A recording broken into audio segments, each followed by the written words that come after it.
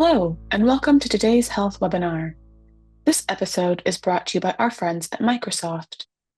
We would like to remind you that the Q&A feature is available, so feel free to send in your questions and comments throughout today's webinar. We would love to hear from you. And with that, I will turn it over to our moderator, Umang Patel. Hello, everyone. Welcome to our webinar today. Thank you so much for joining us.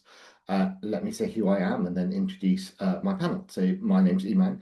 My proper job is I'm a paediatrician. I still work a day a week in the NHS. I've now been here at Microsoft for 4 years as the CCIO. We're here to talk about just the exciting part of AI and agentic AI specifically, and what that might mean for us as we enter this new era for healthcare.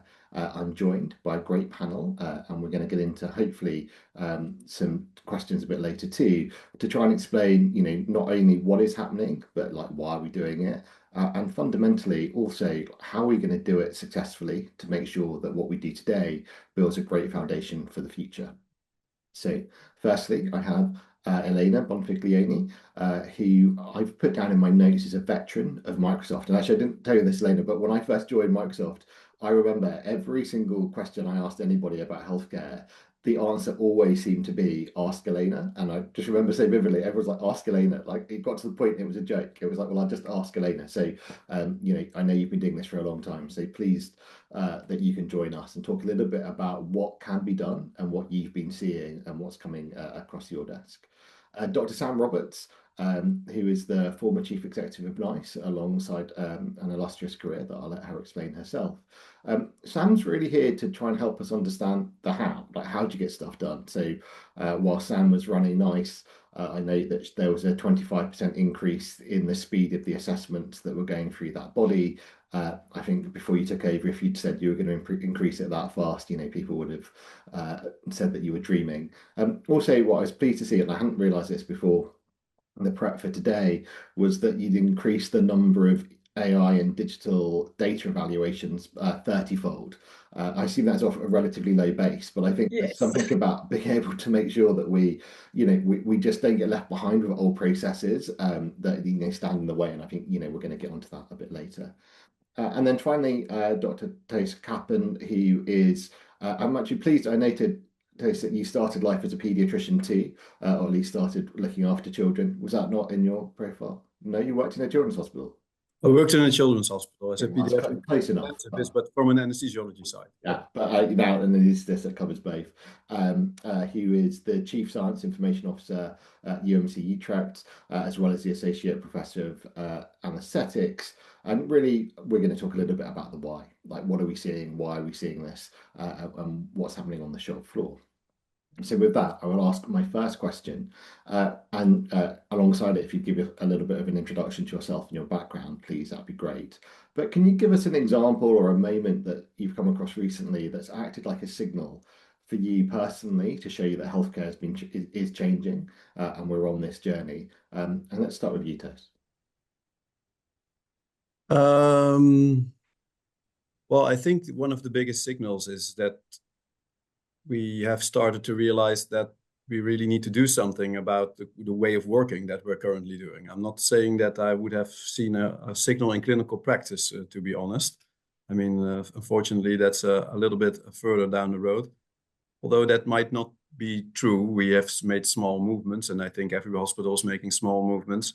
But I do think that there mainly is a bigger wave of seeing that we need to increase that quite a bit. And at our hospital, the biggest signal that I've got is that we really acknowledge that we have to start doing this together and really start to make everybody a little bit more efficient to get to make sure that we can, in a affordable but yet quality-wise way, keep caring for the increasing number of patients that we're about to receive.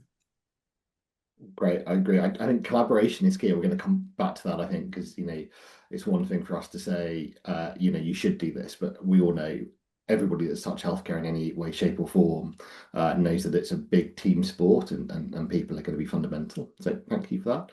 Sam, how about you? What have you come across that's Yeah, so mine is a very low tech example, and it's as a patient, the thing that completely made me realize that healthcare's changed forever is when I got my test results on the NHS app. And I had two thoughts at that time. One is that has completely changed my relationship. That one act has changed my relationship to my own health and my GP. And I also know it's 1 millionth of the functionality that is available digitally. So it was kind of a reminder that things are changing, but also that we are so far away from kind of utilizing the full potential of what's there. Yeah, great one. And a bit more about your background, because I did a Oh, very yes. quick summary, but Sorry. So my background is an eclectic one. I'm a clinician, I've been a researcher in health economics, and then the last 10 years or so, I've worked mainly on innovation, either running NICE, which is the agency that does all the evaluations of medicines, devices, diagnostics, digital, and clinical guidelines in the UK, or my other role was the Director of Innovation Research and Life Sciences at NHS England, where we really thought about how do health systems take up innovation, what gets in the way, and what can we do nationally to improve that. And currently, I'm at Syncona, which is a venture capital firm, and we focus on building little baby biotech companies and growing them around British science ideas. fantastic. Thank you very much. What an exciting range of experiences in new gig, right? Biopharma, that's super exciting. Elena, we'll have to stop you talking about that because I know that you love that. But again, what have you been seeing that's acted as a signal for you, and a bit of your introduction to you, please? Yes, thank you. And by the way, Umang, at that time they used to say ask Elena, now they say ask Copilot. So maybe the times have definitely changed, and I age myself, but I really started my career on the bedside of oncology patients in France, designing patient support programs actually, and having the disconnect of fractured systems where knowledge was not available when we needed it, with a 360 view from what the patient needed to eat to who from the family was coming to visit, maybe from north of France, and we were down in Montpellier in one of the leading centers. So that problem of gap of knowledge is what I think actually I see as the moment of difference where AI is in the clinic.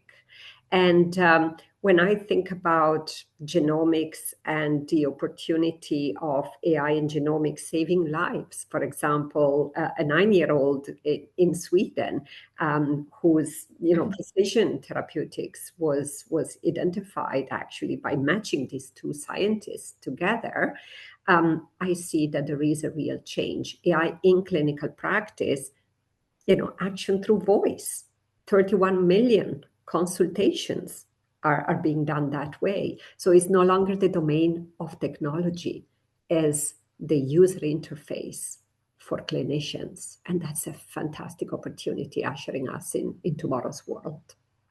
Yeah, that's going to be my follow-up question. Like, can you help us just to kick us off on the definition of agentic AI? Because you're right, we have launched, and by we I mean big tech or technology companies, lots of different buzzwords around. There's stuff GPTs, as you mentioned, co-pilots. I think we're very guilty of that at Microsoft.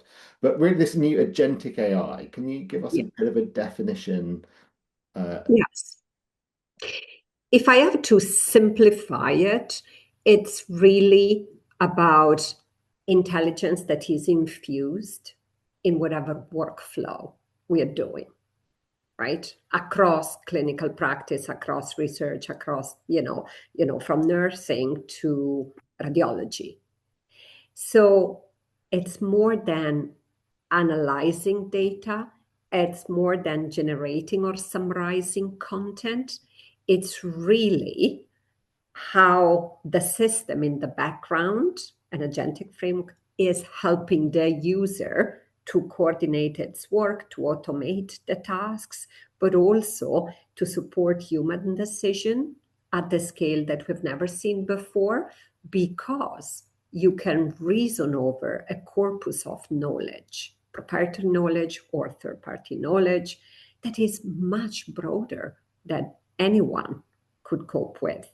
And that could be that I can tell you which clinical trial is best for you, scanning a universe that humans cannot do. And so that is where we can infuse intelligence across every workflow.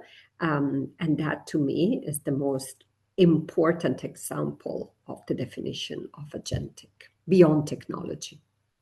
Got it. And I think that's really crystallizes, doesn't it, the impact that you can have. So, maybe old model of, we can do some extra stuff because you don't run out of paper because you can add more cells to your Excel spreadsheet.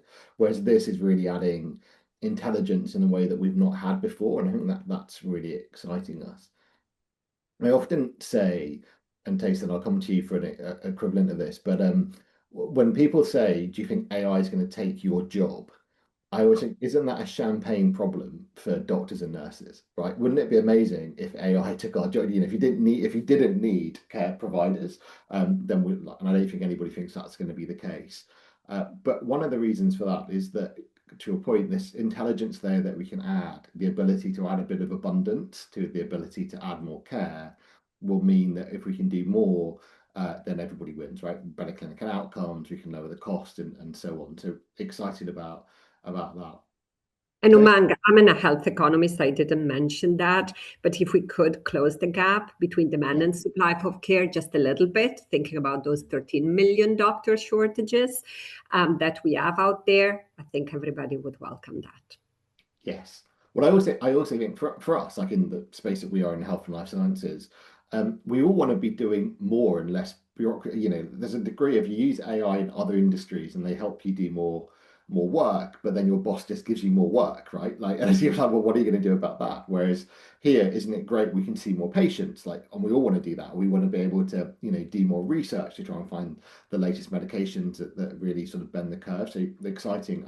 I feel like this technology is like primed for health and life sciences in a way that maybe technologies of recent times haven't quite come to. Like this isn't limited to just logistics or whatever else it may be.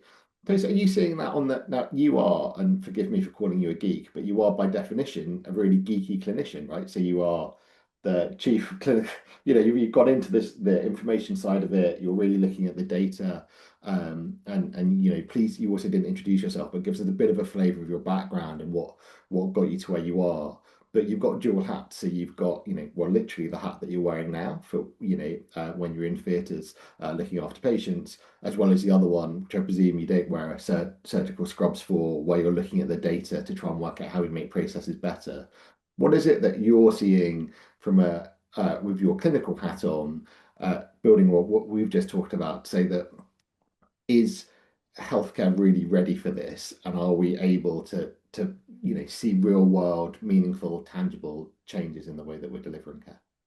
So of course, so I'm both a doctor and a scientist, so a little bit of healthy skepticism is natural to me, but it also stems from the fact that 20 years ago, in 2005 actually, I started doing a PhD, which in hindsight was about the implementation of artificial intelligence in clinical practice. So I've been doing this job of implementing AI, so making knowledge as the corpus of knowledge available to people for over 20 years. And although I do see light at the end of the tunnel, but because basically there was no technology around that it's there, we still have to prove that it works. And I do, like I said, for somebody who is a little bit more skeptical, spent an awful lot of time doing and studying this. So I must believe in it myself. And actually I do. And I think it's very important because there are no efficient way to apply knowledge. I think that's a core problem throughout, not only in medicine. I think medicine and life sciences are, because of their biological complexity, are typically a field where that happens, where the necessity is just very big. The only thing where we always should make a differentiation in now we have technology that can help us apply knowledge, but we haven't got to the struggle. We haven't gone through the struggle of knowing sure that the knowledge is correct. And we should not forget that. And there's I don't think there's an easy way out there. So that's going to be, I think that's going to be the cool part. And I think we should definitely want to make sure that everything we can offload to things for the more regular part, like you said, Umang, I think that's very important. Let's do all the regular work, try to get it more efficient. get that to people at home and make sure that they can do it themselves and they don't have to go to a doctor and sit in a waiting room forever. Let's make lives better at that part. But I think the beautiful challenge, because I think that's a beautiful challenge, is to find out what remains then. And I think that's a hard part. We cannot look over this barrier that we're looking now, and I'm quite curious what will happen. Yeah, well, I love that concept, because somebody once said to me when I was training that you can never win this game, right? So, I mean, short of maybe cracking longevity and we will live forever, like, what are you expecting to find? Because you're right, you're exactly a great point. What a wonderful challenge to make it better for today, to unearth the problems for tomorrow. What are you seeing in that? What are your colleagues saying around? Okay, this is great, but actually, if I see more patients, I don't, I'm diagnosing more patients, for example, but I don't have the theatre capacity to treat them. Are you unearthing any challenges that are coming up like that? Yes, I think so, and that's why I think we started to realize, and that was a journey for me as well, to transition from focusing on the decision support, which is the hardest part, to more of supporting the operations of healthcare. And I think the benefits are much bigger there than at any other place. And I mean, if we can at least make sure, I mean, like theater capacity and stuff like that, well, I mean, I'm not sure how many surgeons we can train, but I mean, if we can get the rest a little bit more efficient, I think that would already alleviate the system quite substantially. I think what Elena said, if we can, it's easy to make a small dent already quite substantial. So yeah, I think this is definitely the way forward. Great, got it. I'm going to come on to that. Thank you. I say, Sam, that brings me to you on, and there's that one of my favorite lines in any film. So in Jurassic Park, where Jeff Goldblum says, they're looking at the dinosaurs, and he goes, you know what? We were so worried working out if we could, we forgot to stop and ask if we should. And I'm not for a second suggesting that we're going to be overrun by dinosaurs, but I'm fascinated by your background and the view you've got from going, well, there's a lot of stuff that we can do, like Daisy said, but we have to be healthily skeptical, and also we're not making biscuits. The stuff that we're doing will have impact on people's lives. So from your view, what have you been seeing? What levers are being able to be pulled to be able to bring the system alongside what we're trying to do, and the caveat to that being, how do we bake safety in? Great, so that's a big question. I'll try to answer it pithily. I think on the do we need to do this? I think Tess and Elena have already answered that, right? We can't afford all the healthcare for all the people in the world. And even if we could, we had the cash, there are not the buildings, the human beings, the doctors, the nurses to look after people. So we do absolutely need to do something differently in healthcare. I think, therefore, the remaining question is, does AI help, or does it just add complexity into an already very complex system? And I think this is where both the current state of knowledge on agentic AI, as well as all the much more simple AI, like AI in chest X-rays, brain CTs, etc., suffers from the same issue, which is a lot of the studies that you see are based on kind of technical efficiency. Is this equally as accurate at diagnosing something as a doctor? Or does this come to the same decision as a doctor? That doesn't give you a benefit in the health system. The thing that gives you a benefit is, does it enable you to see more patients faster at higher quality? And that's the interaction between the tool and the pathway. And so that's the kind of the one thing I would love people to focus on, is not just the technical efficiency of these things, but actually how do they change care for patients, and be aware that you get these weird unintended consequences. So I'll give you an example of like an older AI tool, AI in chest X-ray. You think, oh, great, this AI tool can look at chest X-rays way quicker than a clinician. That must save money. But actually, because of all its false negatives, it leads you to do way more CT scans, which requires way more clinician time. And so net, you've not actually saved anything. So that's, you've got to look at the whole pathway and think, does it actually have utility? And if so, how do we evidence that? Yeah, and like what we'll get on to some of the challenges a bit later, trying to do that at scale. But it sounds like you're enthusiastic about the fact that we'll be able to maybe use some of these tools to sort of help us get there as well. Have you got any snippets from the conversations you've been having around what new levers there are to monitor, for example, this use of AI in healthcare? Yeah, well, okay, so that's it. So I think this is a funny one because we've got these new tools, Agentic AI, that raise kind of new issues.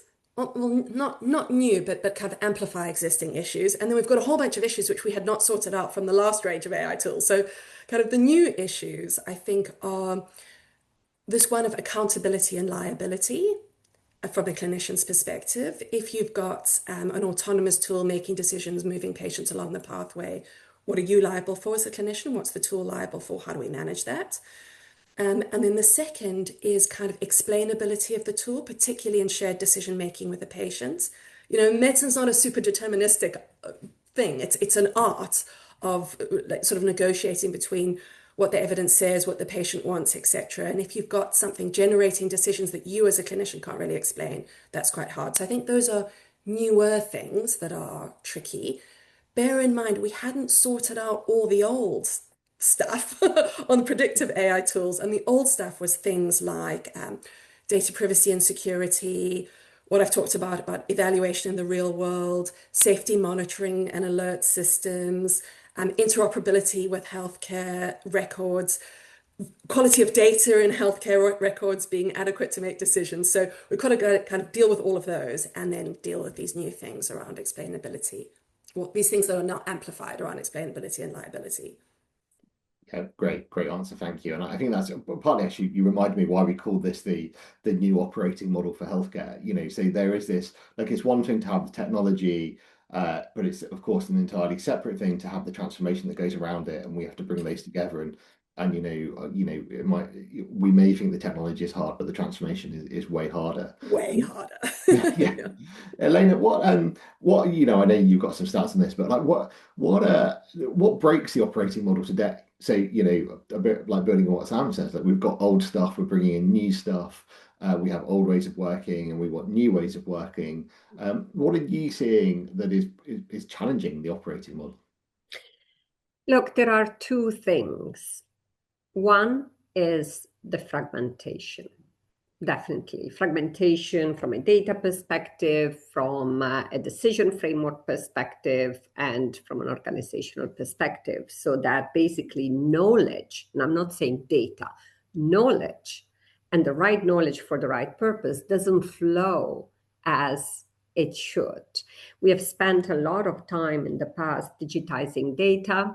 But then we trapped it in ERPs of various sorts, right, across omics imaging, clinical notes and whatnot. So that fragmentation, we've done some work of research across 6 countries and customers with substantial size of 400 beds plus, and looking at CEOs, head of IT, head of clinical, and they all agreed that fragmentation is now actually being in process of being overcome with AI. And there was a very interesting 40% that said, absolutely, we are all in, not at pilot level, but we are all in at systemic level. We do system thinking of AI adoption, which is a big change compared to a pilot here and a pilot there and the pilot it is everywhere, right? It's really different. And then 90+% of the leaders that we've interviewed across actually UK, France, Germany, Sweden, Australia, and the US actually believe that AI will scale across their organizations in the next 3 to 5 years, more on the 5-year side. And there was another stat, which is actually interesting from a fragmentation perspective, which is, 2/3 of them were saying that some of these tasks would be delegated to agents with the human not only in the loop, but in control of those agents. So when you see the organization of the future and the capacity gap that we were looking at before, is how can you as a pediatrician have a team of agents, specialized agents, that you coordinate and you control, and they surface and they automate some of the tasks and surface the knowledge as you need it. And every nurse have one of those, and every radiologist have one of those. So, we have really done an organizational shift from I look for some information to the information is surfaced to me because the workflow knows what I need at that point. That's a major, major shift. And you liked quotes from movies, so I like Spider-Man. And with great power comes great responsibility. And that means that with all that intelligence infused in the workflow, the same level of trust needs to be embedded in terms of responsible AI, how you build these solutions, the observability, the traceability, the sovereign governance of some of these solutions. And so those two need to be hand in hand. And Microsoft, of course, a second to none on that. We published our responsible AI principles, and we've done some of the latest update on EU sovereignty and sovereign controls, which really puts us in power to action the technology within the constraints and within the expectations of geopolitical. Thank you. That leads on to the next question takes you around what you would like to see. I mean, it's great that those stats, when you see them, the problem is you see them and they're hard to digest, but if you could compare the ones from before, if you'd like, how many leaders do you think would have said within 5 years, I think our guess would have been much lower than 90%. And then to say, close to 40% of people saying, well, we're actually already on that journey. That is, that is a couple of years ago, we would have said, no, look, we're expecting to be at maybe 5%, 10%. So I think the adoption is becoming faster, mostly based on need, right? This isn't because people just want cool new stuff. They're saying, as we've already talked about, we have too many patients, they're not getting into theatre quick enough. We need to be able to help people at home and so on. Peter, what would you like to see included as we go forward, right? So as we build out the foundations of this new operating model, what would you like to see as a clinician, and be cloud architecture, responsible AI frameworks like Elena mentioned? What sort of things would you like to see with from your view included, or make sure that people include as they're going through their own journeys? So I think what I would like to see is that we can also delegate tasks to AI agents. And typically you see that they're mainly scheduled within healthcare, not for the coding part and stuff like that, because they're able to create. But in healthcare, you see them that they are, as Elena phrased it, mainly responsible for surfacing knowledge.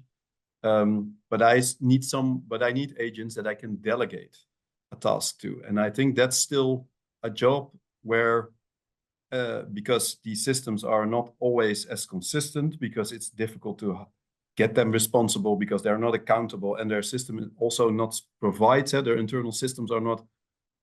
Yeah, they have to train them, of course, like medicine, but consistency is still a tricky part, especially when special circumstances come around. So I think getting them into a system, so a cloud-based system where you can really orchestrate and delegate the work. I mean, some people speak about these systems being orchestrations. I still see them as being agents, not the orchestrator part. And the orchestration, I think that's something we have not completely solved yet, and I think that's something we really need to build on. That we make it part of that we really make part of AI agents part of the infrastructure, and make sure that we can delegate jobs to them, because that's what I'm actually missing at the moment. I think surfacing knowledge is indeed a problem, and I would say, Elena, that's absolutely a problem. But applying it's a harder problem at the moment, and we are definitely more in need of that. I always compare it to a resident. When I'm at the OR and I asked the resident to up the blood pressure, then I don't tell them to go to the monitor to look at the waveform, etc. I expect them that they can be accountable for that job. And that system is still hard to make sure that we can do that. I think they can do it basically, but we're not, it's hard to make sure that they can do it. And that's something, so the responsibility and the accountability is something we really need to solve on that part. Yeah, and let's put on that a little bit, because like, what are you seeing, and how are your colleagues finding it? Because I think I completely agree. Like we have to move into that. You have to do something useful now. Agentic AI framework in the operating model. How do we put safety around it? Because I'm sure people that are maybe new to this or listening, thinking, well, how do I take my organization on the journey with me when traditional healthcare sort of says, go very slowly and very cautiously for lots of good reasons. And here we're saying bring in something new. So have you got any experiences or examples where when you've tried to delegate it, what you've done to wrap around that? Start us for 10. Where have you started to try and get this done? So I think in our hospital, one of the biggest advances is that we basically, one of my colleagues wrote a medication prescription system, which basically solves problem of prescribing medications in a safe way. And I think having that constrained system, because it makes sure that it can do it right, and it just does only that. So it makes sure that it does that. But then it's much safer to let it interact with the more flexible reasoning of an agent, because then you have best of both worlds. If you can, I think that's a beautiful example of where we should go to, that we basically, I mean, and it's also a little bit silly, because we now start to automate things with agents which are highly overqualified. So basically, we wanted to get rid of in the industrial area, we wanted to get rid of all the manual labor, and now we're getting manual labor to things that are quite intelligent, which seems a bit silly to me, because it's also a form of regression in that part. And that's, of course, that's completely normal at this stage, because we're really learning that. But I think that's the basic thing, that you're sure that some jobs need to be stable and do that. And these are so, and that's what you see, right? You see with the MCP protocols and stuff, that more rigorous systems, more infrastructural, regular IT systems interact with these agents. And I think if we can find that pattern where that interaction is safe by default, that we make sure that they can keep grip on each other, then I think that would be the next step that we really need to take. Got it. Thank you. And you reminded me, I've been having conversations recently around, we have to do education in a different way as well, don't we? So we have to take the current state of residents, and like in the olden days, it might have been where you're all here, so we'll do the training, seminar on a Tuesday morning ahead of rounds, whatever it is. And what's the new model of that? How do you start getting the right information to the right clinician at the right time, based on the fact that some of that information will be actioned by perhaps a delegated agent? And I love your point, like how do we enable and empower the clinicians to be able to orchestrate the right things on behalf of patients? Because I don't think anybody wants autopilot AI, when it comes to the crunch on lots of medical topics. Thank you. Sam, there was a question for you in the chat. So reminder to everybody, please do put in some questions. We're trying to feed them into the webinar as we go. Do you see, so the question from Tom, do you see agent-based AI evolving as a layer on top of existing healthcare systems, or driving more of a fundamental shift in the way those systems are designed?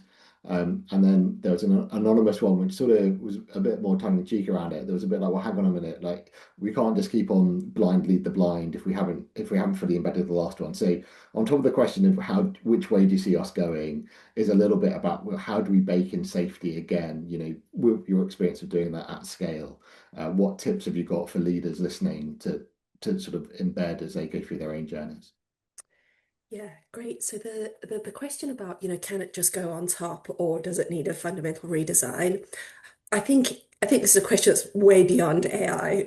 Sorry, I'm a broken record on this, but there is not enough money or people or buildings to provide all the care we want to all the people in the world. in the next 20 to 30 years. So that's kind of the problem we're solving. And that is going to require a fundamental change in the way healthcare is delivered, of which AI will be an ingredient, but it's kind of, the problem is much bigger than that. So what if you look at the literature as of today, which is very, immature on agentic AI, it's much more modest than that. So it's mainly being used in very kind of circumscribed use cases like radiotherapy plan optimization or cancer MDTs or something like that. But actually, where the real inefficiency in healthcare comes is usually on boundary shifts between organization, somebody getting from primary care to secondary care or secondary care discharge. So you can imagine it would have big impacts there, but it's too soon to tell because the kind of evidence isn't there. Then in terms of safety, I think this is a really big and hard thing because you need three things to happen, none of which are currently fully cooked. So the first thing is you need really clear regulation that is moving at the pace that the technology is moving at. And so I think it's really great that the FDA kind of put out their predetermined change of protocol plan for, the older type of AI.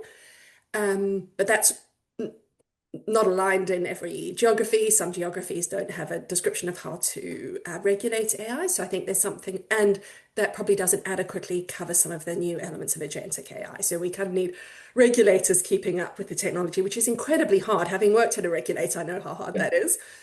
The second thing we know we need is that you need data generated of clinical utility and resource impact across the whole pathway. So this is the thing I was saying before. You can't just say, oh, the diagnostic accuracy is this, or oh, it saves 5 minutes of clinician time. You need to look across the whole pathway of how it's used and say, is there evidence that actually over the whole pathway it improves clinical outcomes and reduces resource utilization?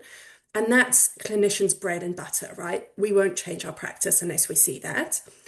And then the third thing that I learned trying to increase adoption of innovation in the NHS, fascinating job, was that even if you've got clear regulatory standards, even if you've got peer-reviewed publications, a lot of clinicians will think, well, my patients are slightly different or my setting is slightly different. So they need to have the power to audit what is actually happening in their setting. And I think this is super important when the innovation is changing all the time, is that in healthcare, we adopt innovation as though it's fully cooked, the evidence is fully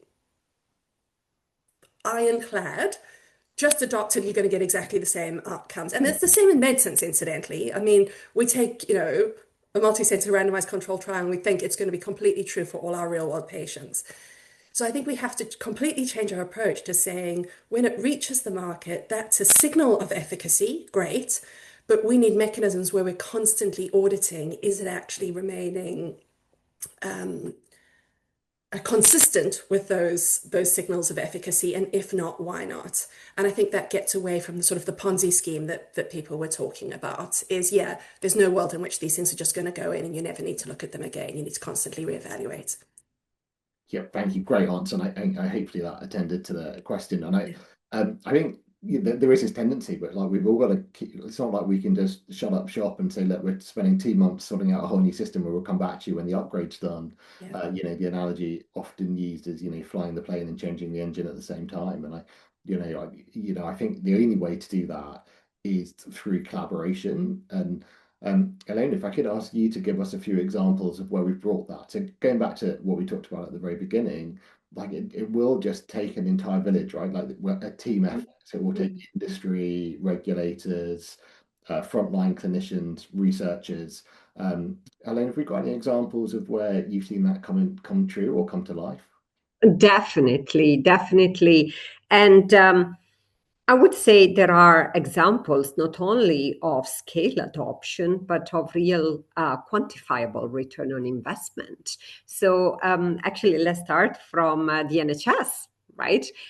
43 minutes saved on average per clinician using an AI assistant in the daily work.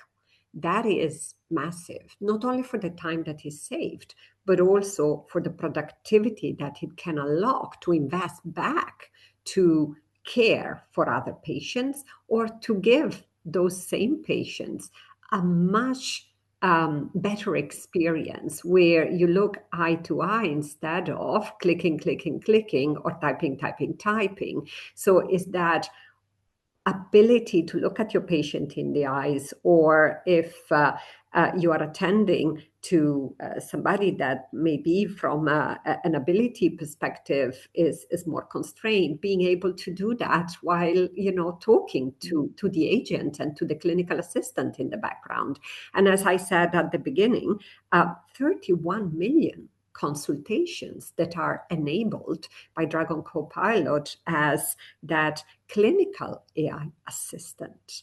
So that is an incredible transformation. And it goes from Canada to the US, to Manchester Foundation Trust, and to many more that across France, Germany, and others are now adopting our platform for ambient.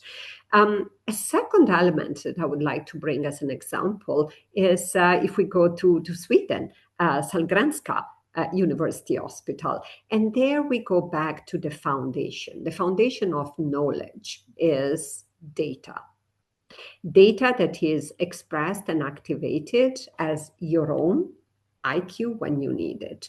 And that data needs to be unified, as you well know, for a precision view, high definition view of the patient. So you need to start from the backbone of all of this, which is a health data platform that is really multimodal in terms of the health data that it processes. And that's where we have been working with Sahlgrenska. But also, number two, how do we equip a digital workforce? And then we go to France, to where actually I started my career in Montpellier.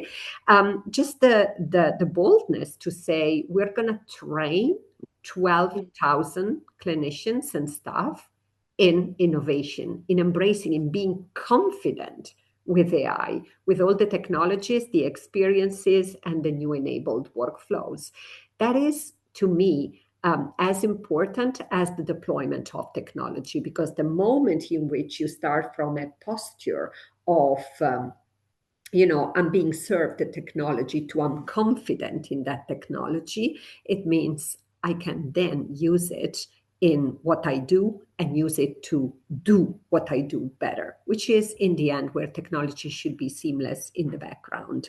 And one last example is a partner in imaging, Sectra, which actually processes the radiology workflow in the cloud using Sectra One on Azure. And the ability to look from the radiomics to the genomics and really do also digital pathology in the cloud with the insights of an assistant in the background that helps the radiologists to do what they do better with faster experience, with all the notes of where you see a specific reference for that image, and have all the observability at the fingertips of the radiologist. That is invaluable time and an invaluable experience for better care. And I could go on, but I'm conscious we have limited time, but definitely we have a fantastic set of examples of adoption.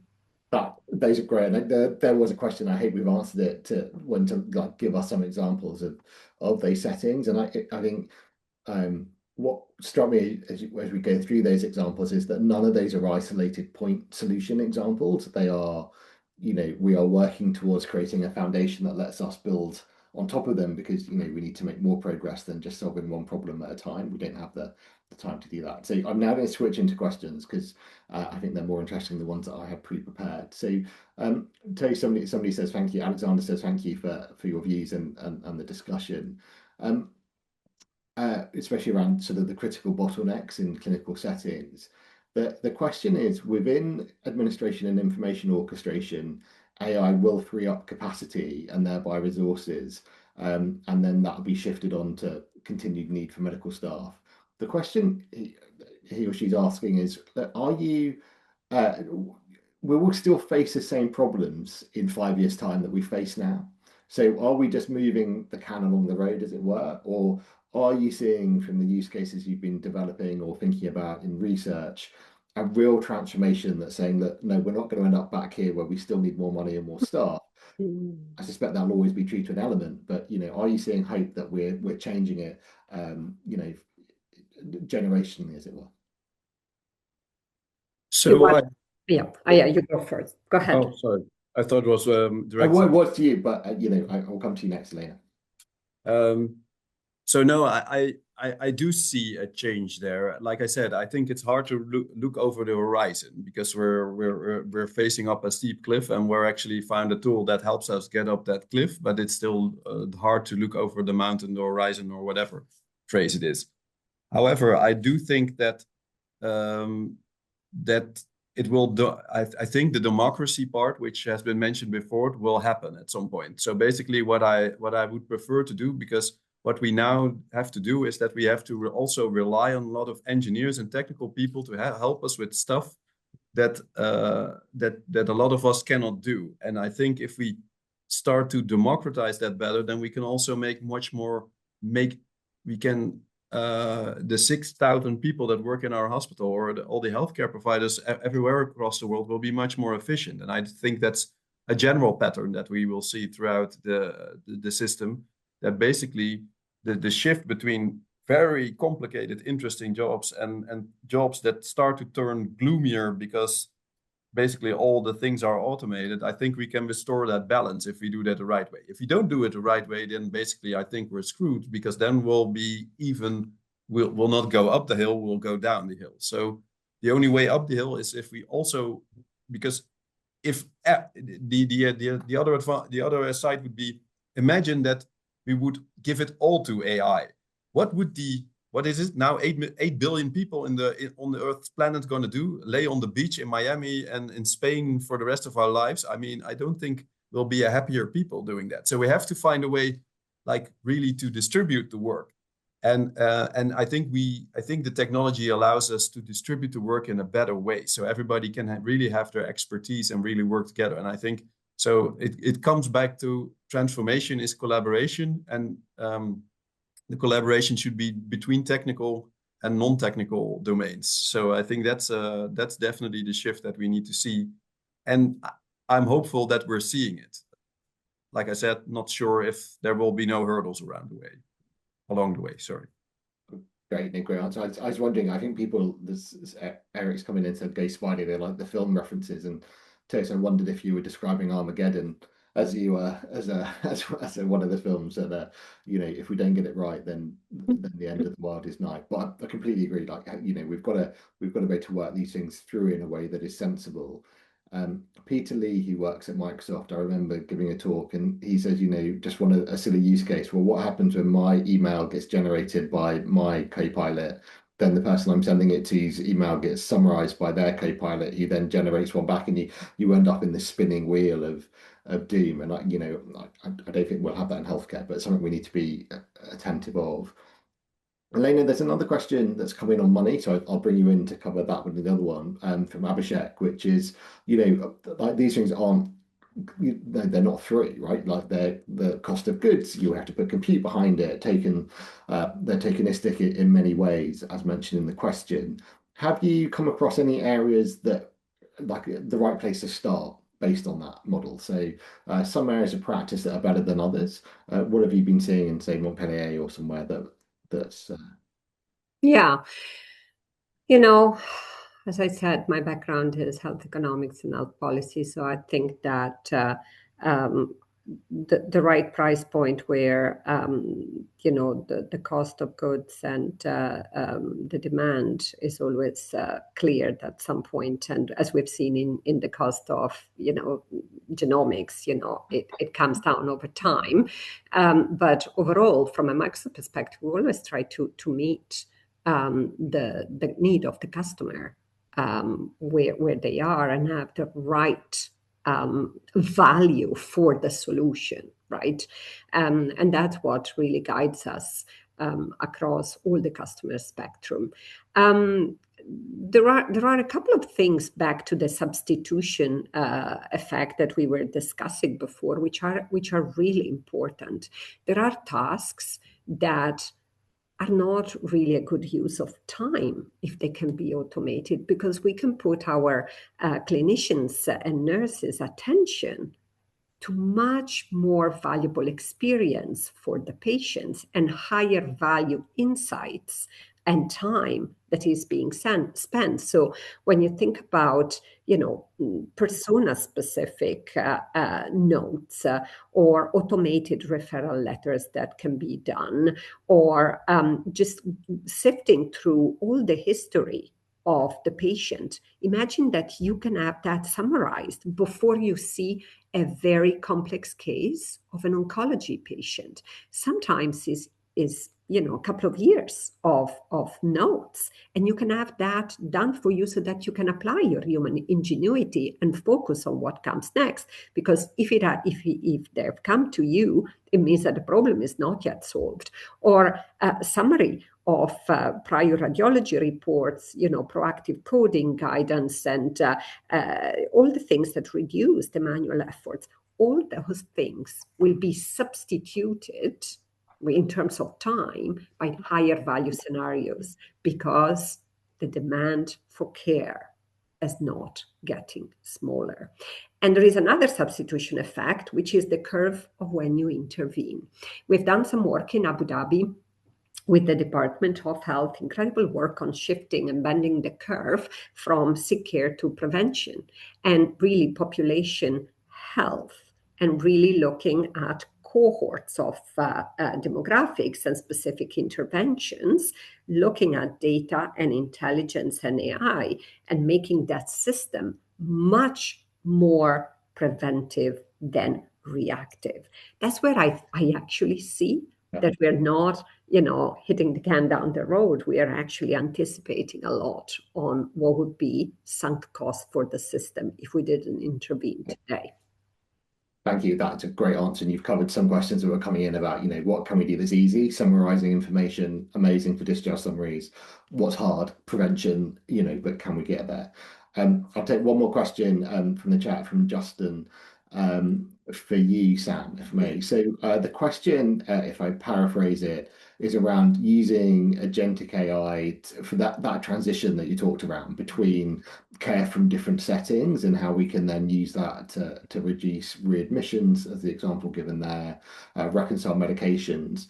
I'd love your view on where you see that happening today, or the green shoots of where that's going. And then also just your view of what that could be for not, they mentioned poorer populations, but, just as we think globally about, it's one thing to be in a system that has, never enough clinicians, but, what about places where there definitely aren't enough?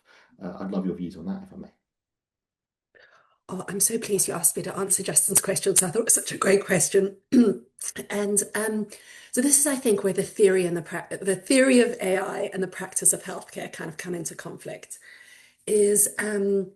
So theoretically, it could do all the things that you say, Justin. It could, make sure you get your discharge summary on exactly the right day that you're discharged, that you get your medications reconciled, that it could have prompts for your hospital clinician to say when you need to be readmitted based on some parameters that are being collected. So there's a whole bunch of things that technology can do.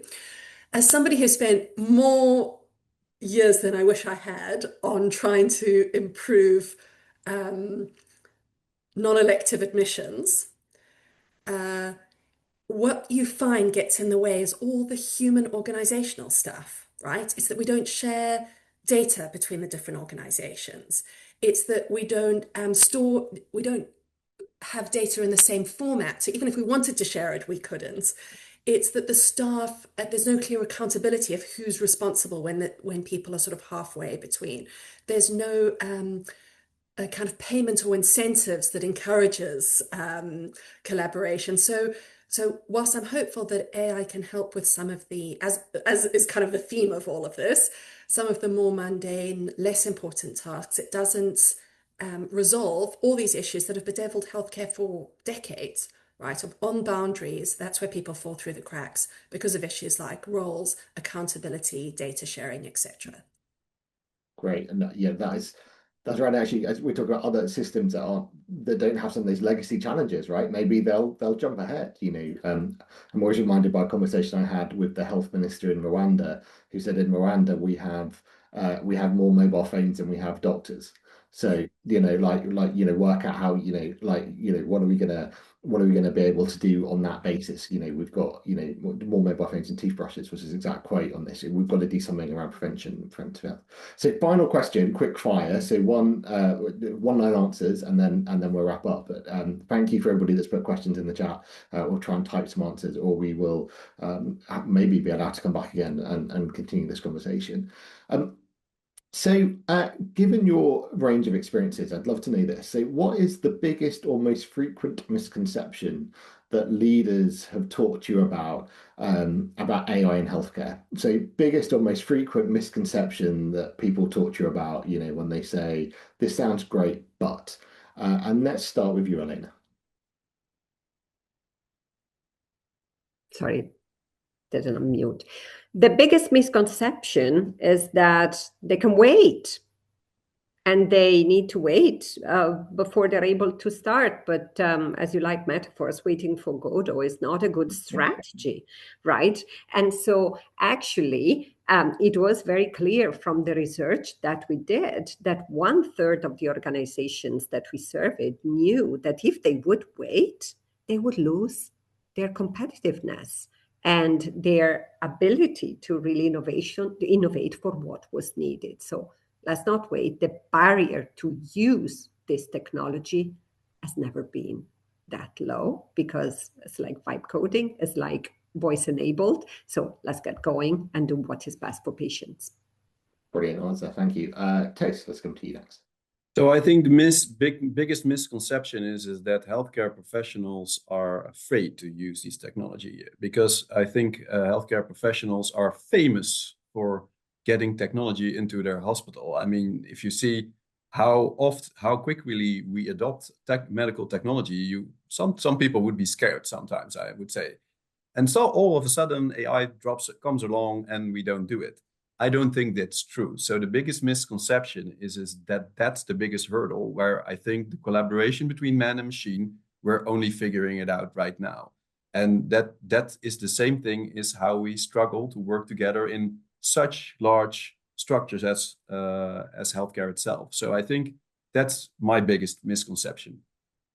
Great one. That is so true. Sam, what about you? Yeah, so it's that implementing AI alone will save health services the amount of money that they kind of need to save to sustain themselves. It's not going to.